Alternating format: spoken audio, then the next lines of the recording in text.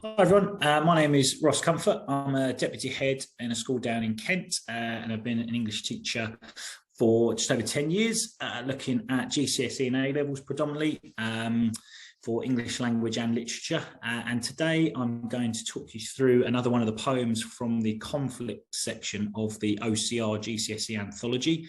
I've done a few of these videos previously, so I'm going to sort of follow the same format there. So I'm just going to share my screen with you, as there is a short presentation. Oops, there we go. And today we're going to have a look at a poem by a chap called William Blake, a very famous poet, called A Poison Tree. It's actually the first poem in the conflict section. Now, as with all poems, as I've said previously, and again, not just with OCR, but you need to be able to analyse the context of the poem and know a little bit about that. And for OCR in particular, the big marks come when you're able to analyse language, form and structure. So what I'm going to do is, as I've done previously, talk about the context of the poem, and then we're going to pick it apart and think about the language, form and structure before finishing with some tips and a practice question. So the context of this poem. Now, Blake himself was a poet and an artist, and he wrote two sets of poems, in fact, and one was called The Songs of Experience and one was called The Songs of Innocence. Now, the Songs of Innocence were all about the celebration of love and innocence, as it suggests, childhood, nature, all things that sort of connotate innocence. Excuse me. And then the second set he wrote talked about the Songs of Experience. So these were essentially poems reflecting on life and the effects that modern life had on people and had on nature. You can probably, as we work our way through, guess which set of songs that this Poison Tree belongs to. Now, it's important before we get started that we just have a quick sort of crash course in a couple of areas. One is the sins and virtues. You've probably heard of the 7 deadly sins, which obviously people lived and died by around the sort of 1800s. But conversely to that, there were 7 virtues, so sort of the flip side, the sort of yin and yang of good and bad. And you can see the list on the board there. Now, the ones that we're going to be looking at today mainly will be this one that right to the bottom, the 6th on there, wrath and kindness, anger essentially, wrath, and kindness, which is its flip. And I've written the word romanticism in the bottom left there. We've touched on this idea that Blake wrote about nature and the power of nature. You don't need to know an awful lot about romanticism at this point. However, if you go on to do English literature, particularly with OCR, you will need to know a lot about romanticism. But essentially, the Romantics believed an awful lot about conveying emotions through nature. It was this movement away from religion and away from God, much more towards human beings and nature and the earth around us, and how we can explore our being through nature rather than exploring it through religion. And hence why there's this sort of nature element and symbolism that exists throughout the poems that Blake and other romantic poets wrote. So the poem itself then, as you can see, it's a relatively short and seemingly straightforward poem, but that in and of itself is interesting. So it's arranged into 4 quatrains meaning a stanza with 4 lines. Each contains 2 rhyming couplets. So a rhyming couplet is when a couple lines rhyme, and it's arranged in an AABB rhyme scheme. So you can see here for the first stanza, friend end, foe grow, fears, tears, smiles, wild, etc. So that is part of the form. And now, as we start to pick this apart, you'll see that we've got this monosyllabic opening here in the first stanza. I was angry with my friend. I told my wrath did end. I was angry with my foe. I told it not. My wrath did grow. Monosyllabic meaning one. Mono rail, one brow, one eyebrow. But it just means there's single syllables in there. And I've said the word exception now. I wonder if you spotted it as I was reading. The exception here is angry, 2 syllables. That in itself emphasizes the wrath, the sin of anger. Okay, this rhythm that exists in the first here. There's the repetition itself with angry, wrath. it suggests, as we've just touched on, that anger and wrath, this one of the 7 deadly sins, is going to be the core content of this poem, the poison, one might argue, within the tree. And we have this repetition of the personal pronoun, I. Look at the beginning of the lines. This is Blake internalizing his own struggle, his own conflict with one of his sins. Okay, he doesn't want to feel angry or wrathful against whatever it might be. I felt this, I felt that, but now he's conflicted. He's feeling like that, but he knows he shouldn't be. We have some sibilants within the poem, so I'm just going to get all of this up so I can talk about it all at the same time. Oops. So the sibilants here in the second stanza, I sunned it with my siles and with soft deceitful wiles, sibilants being a repetition of that sort of hushing S sound. In this case, the soft deceitful wiles, sunning it with smiles, it's almost hushing it down. Blake is saying, well, we know it's one of the 7 deadly sins, this anger, this wrath. But actually, what we need to do is we need to quieten down, almost ignore this thing. But we're not. By keeping quiet, we're watering it, we're letting and sunning it, we're letting it grow by not expressing our true feelings. And that's what's going to eat us up. That's what's going to poison us from within. This tree being the extended metaphor throughout. The tree has become poisoned. We are the tree. The poison within us is the wrath, the sin of anger that's within us. There's this theme, this repetition of communication and deception. I haven't even highlighted all of the examples within here, but even in that stanza we've just looked at, deceit there. But telling your wrath, telling it not. In the last stanza, something stealing away. The night veiled the pole, it's covering. And what this is suggesting is we're trying to, through lack of communication, we're deceiving ourselves. But we're also deceiving other people because we're not being true to ourselves and our true feelings, even if they are sinful feelings like that of anger. And what Blake is suggesting is the conflict that exists is within us. It's an inner conflict, not like some of the other poems we've seen where the conflicts are wars. This is actually a conflict within us. It's an inner conflict. We have a lot of juxtaposition between the rhythm and the meter.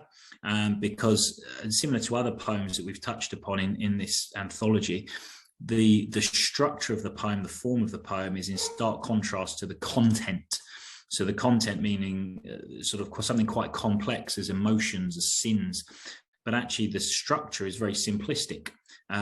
If you think about the rhythm, trochaic trimeter is a very snazzy word. You'll be familiar with iambic pentameter being a certain type of rhythm. Trochaic trimeter is very similar. Trimeter meaning there are just 3 stress syllables rather than 5. Pentameter, pent being 5, tri being 3. So we have 3 stress syllables. And a trochee is the opposite of an iamb. An iamb is 1 unstressed syllable followed by a stress syllable. A trochee is a stress syllable followed by an unstressed syllable. So we have 3 stress syllables, but it's rearranged and they're almost sort of the opposite of an iamb. Have a go away and look at it. I haven't quite got enough time to pick that apart in a lot of detail. But have a look, trochaic trimeter. And the important thing is here, you might think, oh, that's really good because I can talk about that. Only refer to a device like that if you're able to discuss the effect of it. You're not going to get marks from just simply saying, oh, it's written in trochaic trimeter. The big marks are saying, well, yes, it is, but why? What's the effect? What words are stressed because of the rhythm, and why those words? What's the effect of the stress of those words? We have this metaphor in the 3rd stanza here, and as I've touched on, the extended metaphor of the tree all the way through. But the specific metaphor in the 3rd stanza here is the apple. It grew both day and night till it bore an apple bright, and my foe beheld it shine, and he knew that it was mine. The suggestion here is that because we as the human beings, the tree, the metaphor, we've maintained this wrath, this anger within us, and something within us is growing and growing. It's the fear of trying to deal with this sin, and it's produced this apple. The metaphor is the apple here. But of course, we've got the connotations of the forbidden fruit. So the Adam and Eve story of the apple from Adam and Eve, which of course we all know that how that ended with the fall of mankind. But it's also, as we've just touched on there, the growth of this repressed anger. Because we're repressing things, we're not communicating, we're not telling people how we feel because we view it as a sin, we're repressing ourselves. What Blake is saying is that there's a conflict between life and what is natural to us. Naturally, we want to convey our thoughts and feelings so that we don't repress them and we don't grow this resentfulness that's being in this case, the metaphor of the apple. But actually what he's saying is that life, society says we should repress them. We shouldn't talk about sinful thoughts and feelings because that's just not the done thing. So that's where the conflict lies here. And he ends with this moral message. And into my garden stole when the night had veiled the pole. In the morning glad I see my foe outstretched beneath the tree. Now, I always view this as a little bit vague in terms of the ending. The foe outstretched beneath the tree. Now, there's one who might suggest that actually this is arguably there's some death that's occurred here, the foe being outstretched. He's snuck into the garden through being veiled by the night and perhaps been a victim of taking a bite of this apple filled with poison and anger. So very much like the forbidden fruit of Adam and Eve, or even the Snow White apple, I suppose, which in itself has a link to the Adam and Eve story. But actually thinking about that's arguably the outcome of repressing our feelings. We end up potentially causing as much damage through the repression of our feelings than we would do if we had aired them in the first place. Conversely, you might suggest that the foe outstretched beneath the tree could possibly be that actually somebody's relaxing underneath the tree, because now that we're able to extinguish the repression of our anger, and it's almost been in this apple, and perhaps the apple has dropped from the tree, we're now able to let go of the sin. We're now able to say, no, I'm no longer full of anger and wrath. Actually, I'm relaxed, and therefore the foe can be relaxed. So I always think there's a little bit of a vague one. Some people do disagree with me, I know, but I always think that could be taken in two different ways, that last sort of moral message. But ultimately, what we're suggesting is if we are able to let go of our anger and our wrath, well, essentially, if we're able to let go of it, something good will happen. If we maintain and cling on to it, something negative will happen. And I think you can sort of see where I'm getting at there. So as I've said again in previous lessons like this, and I touched on it, we talked about the structure of the poem. In terms of the quotations you select to answer any question, and again, this applies to any poetry analysis for any exam board, you have to be able to explain the effect of your chosen quotation on the reader. Okay, it's not a device spotting exercise that exam boards are looking for. You need to be able to explain the effect of those devices on the reader.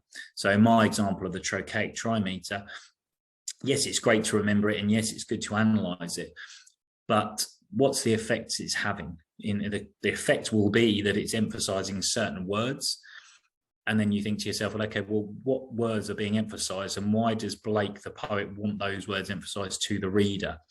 And that's where you're going to get your marks, when you're able to get into the discussion around those particular words being highlighted by that device, in that case, the rhythm. Similarly, with anything, even if it's a case of something quite straightforward like an adjective or a pronoun, why? What's the effect on the reader? Perhaps, for example, the pronouns in the first stanza, the repetition of the I, the effect it has is that it internalizes Blake's thought process.